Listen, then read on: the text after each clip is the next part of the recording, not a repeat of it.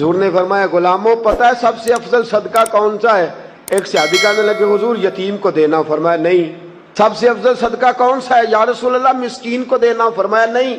سب سے افضل صدقہ حضور مسافر کو دینا، فرمایا نہیں۔ سب سے افضل صدقہ یا رسول اللہ مجاہدین اسلام کو دینا، فرمایا نہیں۔ حضور پھر سب سے افضل صدقہ کیا ہے؟ رسول پاک نے فرمایا تیرا رشتہ دار ہو اور غریب ہو، حقدار ہو، اور اگلے لفظ بڑے عجیب ہیں، تیرا رشتہ دار ہو، غریب ہو اور تجھ سے ناراض ہو۔ کیسی بات ہے؟